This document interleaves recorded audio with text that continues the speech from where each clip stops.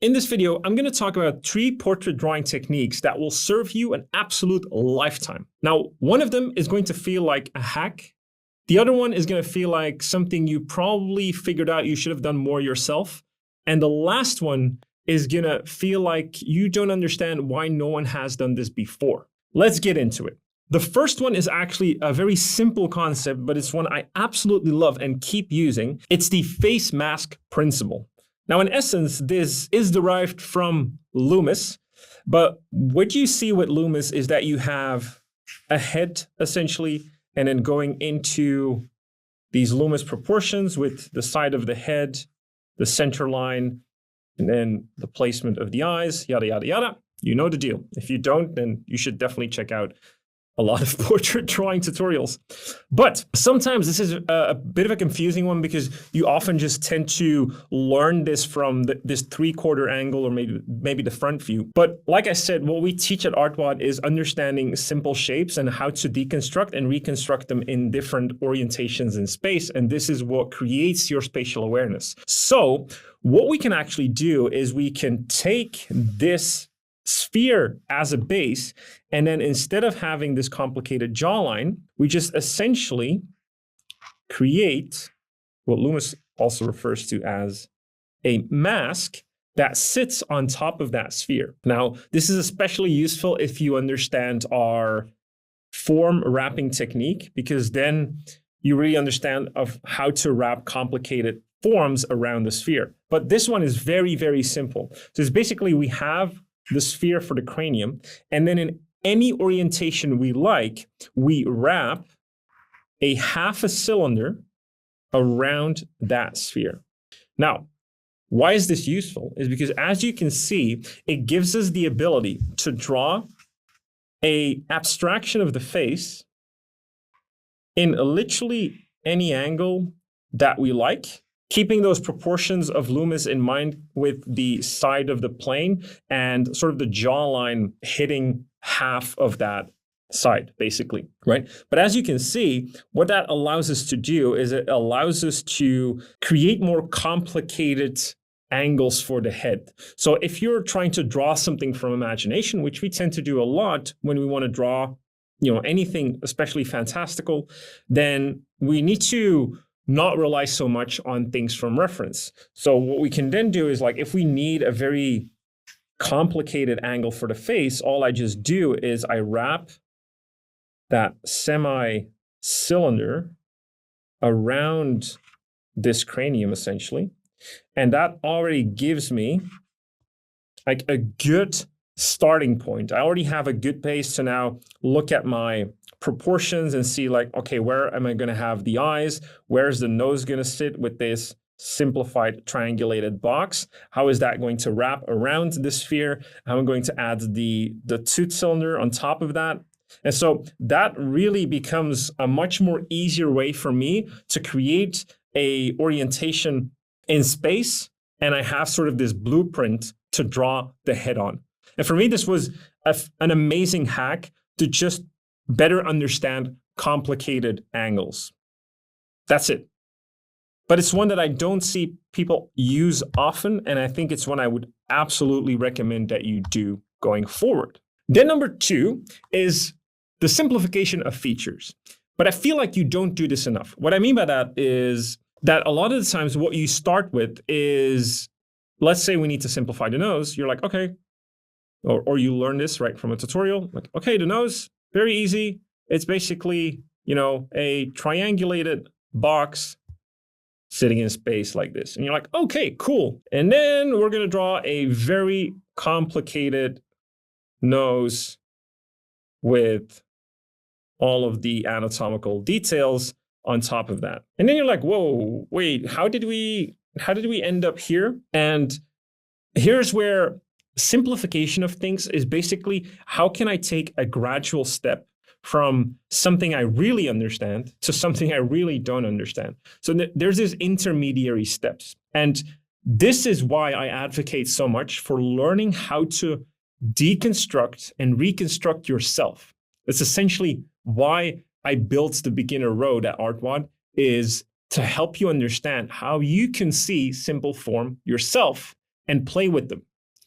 because that's crucial to being able to form your own opinion of what objects or faces are constructed of. You know, I've give the example already. Like for me, when I draw a wolf, I have this sort of very unique sort of method that I just created from drawing a lot of or studying a lot of wolves' heads. And it's this very almost weirdly looking triangulated box. But then when I go to add the ears, you can already see that I get closer to what a wolf's head is. And this for me gives me just a great starting point to create and then add detail on top of. And this is essentially what I want you to understand as well. When you go to simplify features, you start always with the simplest ones, but then a lot of the times you guys tend to jump into something very complex, or tutorials are guilty of doing this as well. And so what I advocate to do is that you, again, break it up more. So for instance, what I teach in our realism road is that the nose can be deconstructed further into a box sitting in space like this. And it essentially wraps around, and I'm going to exaggerate this for a second. It basically wraps around a sphere. That's why we need to understand form combination. And that sphere is attached to two bending boxes in space. Now, of course, this is an extreme exaggeration, but it's something we need to understand, because eventually this, going from this to this, becomes a lot easier, because you can see that sphere, you can understand why these nostrils can be represented by these bending boxes in space. And then it becomes easier for you to draw these things in complicated angles, because if I have to draw a nose in a very complicated angle, but I have to do it with all of these anatomical details, I might get very confused very fast. However, if it's just a sphere that is accompanied by these boxes sitting in space, and then there's a box that is attached to it that I know,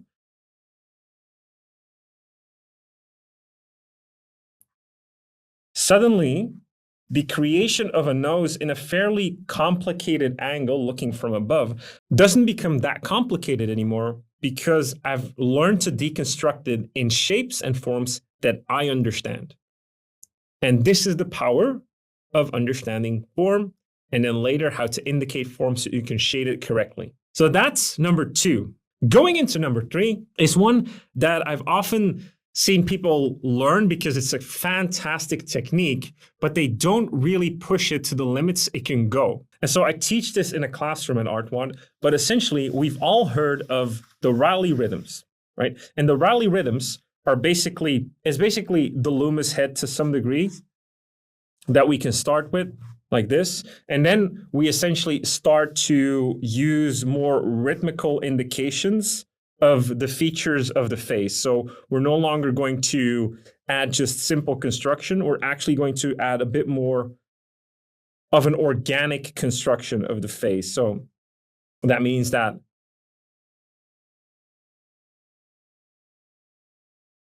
the face is going to have literally more of these ribbons, like these Oakley glasses, essentially, with the eye sockets in there like that. We have all of these ribbon lines that indicate more of the musculature as well of the face. So it's an incredibly handy and useful technique that I've used many, many times to find feature, to make them look more organic, to make them look more believable.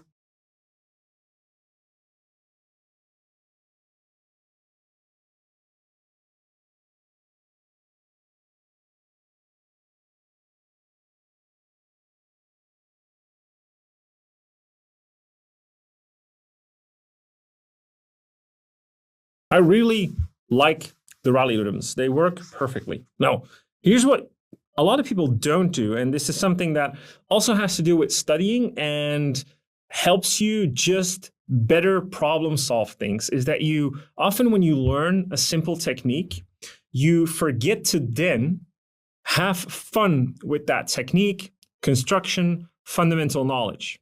And what I mean by that is that as soon as people learn the Raleigh rhythms, all I see them do is apply the Raleigh rhythms as the base for a normal face. But a lot of you want to get into concept art, or you want to draw fantastical creatures. You want to create your own D&D character, right? Then you totally skip the Raleigh rhythms. You're like, oh no, that's for fine art. That's for portraiture. But it's not.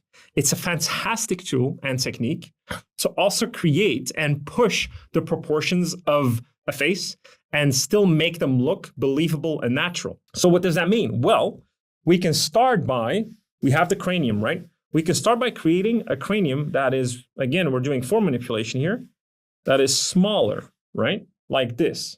And then we could create a longer face like that. And let's say the chin would be over here. Side of the cranium would be over here, right? So all of that stays the same.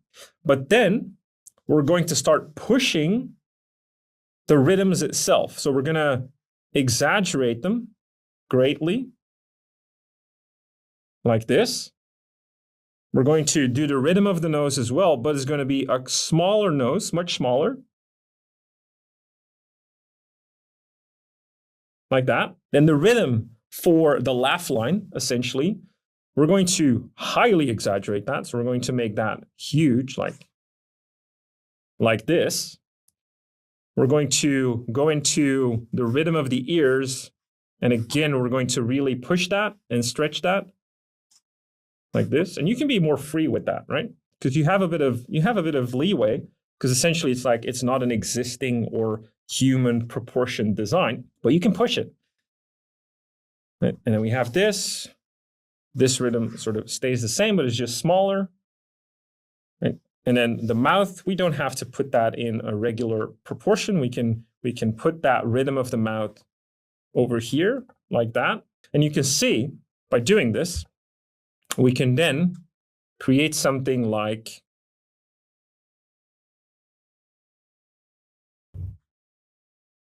an orc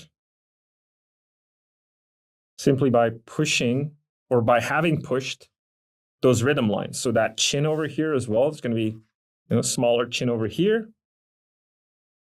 like that. And again, that goes into the jawline. And then we have the eyes over here, maybe a bit more of an aggressive cheekbone before we go back into the tooth cylinder. And then we have a fairly small cranium, right? Because they're orcs, they're dum-dum. And then we get the ear, we have the rhythm of the ear over here. So we're gonna, create a bit of an orcish ear, let's say, like that. And then maybe a thicker neck, right? And so you see that by doing this, we can have fun with the rhythms itself. We don't have to adhere always to the actual constraints of the Raleigh rhythms. And this happens with a lot of fundamental principles where I see a lot of people just being very conservative because that's the way it is taught. And then you're not creative with them. And this is what I'm trying to advocate for. You can be so creative with them because it will push your creativity, but it will also just push the way you create a process. So you create a better process of just coming up with fantastical designs. You're no longer only bound to like one specific process that you saw from someone else that they're doing. No, you're literally creating your own process. That's actually how you get very good, very fast, by learning fundamentals, but then seeing how you can push them and how that works for you. And I've done this a lot with many different types of fundamentals, not only with like just the Raleigh rhythms, but even when I was learning like charcoal drawing, for instance, right? Charcoal, shadow mapping, all of that. That was usually, when you see it online being taught, it's almost always exclusively for just regular figures, right? Human figures. But I was like, can I apply that same principle and invent, in this case, again, an orc from imagination by using the principles I've learned from shading and shadow mapping and charcoal and all of that? And can I apply that to something fantastical? And that, again, gives me insights into how I can use that to my advantage and become a better artist. And that's what I'm saying, and that's what I'm trying to make you understand in this video, is that there's so many fundamentals, but you don't have to stick to the default application of that fundamental. You're the artist. You can push it. And that's what you should do.